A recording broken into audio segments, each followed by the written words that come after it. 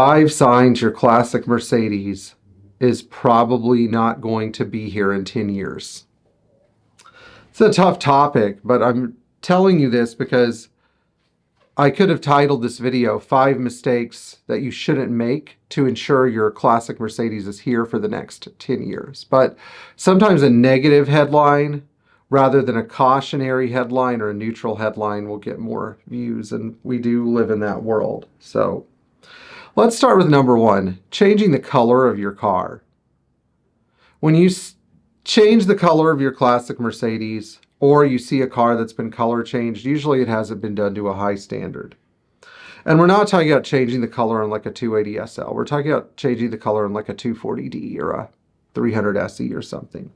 When you start doing this, usually it degrades the value of the car as a whole.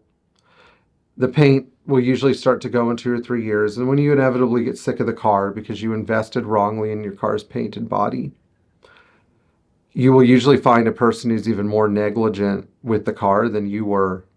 And for lack of a better term, will finish it off. Because if the car's color has been changed, what else can we modify? Why not just rip the engine out and put an LS engine in it? Why not reupholster it in, pink suede? Why not lower it and put some cool wheels on it, bro? Why not? Number 2, fuel system conversions. Oh yes, I know what you're thinking. Don't condemn me for putting an aftermarket injection system on my car. But wait, why is that? Well, I find that often when these sorts of things happen, the driver who is doing this sort of conversion is just sort of struggling to make the car work. And typically these systems are usually put in and other issues are not corrected. And so what lies at the end of the road is typically a major mechanical failure, usually to the engine, then the owner giving up on the car and just selling it on Facebook Marketplace for a huge discount. Or they can never get the car to work right. They eventually get sick of it and dump it.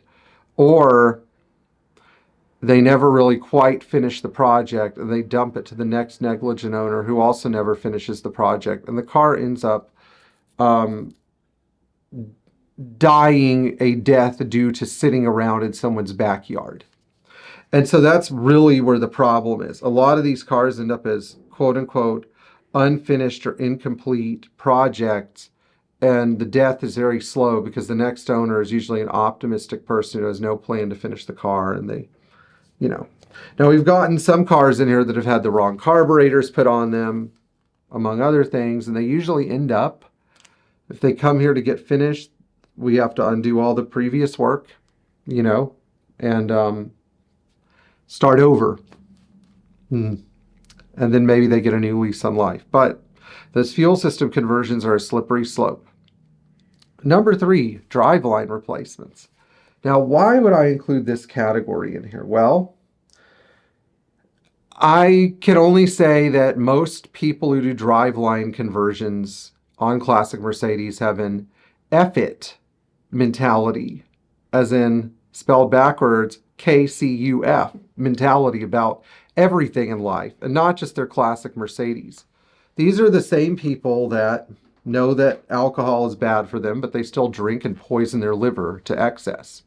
These are the same people that, might get a G.I. Joe tattoo on their right bicep, and then a badly drawn face of a past lover on their other bicep. I'm not really sure.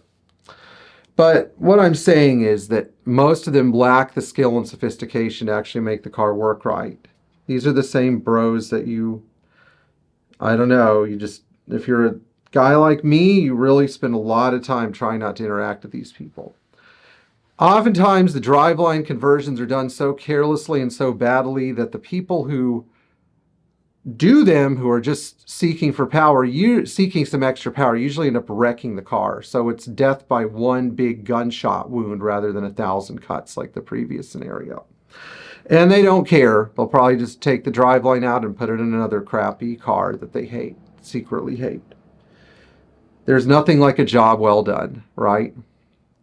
The last scenario is, well, this is a tough one, but The last scenario, oh wait, sorry, this is the fourth one. The last scenario is death by optimistic restoration endeavor.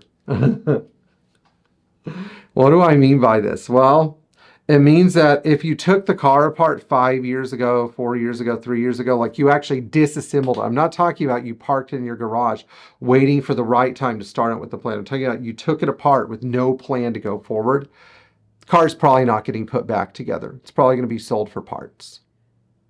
Just saying. You know, that's a common one you can relate to.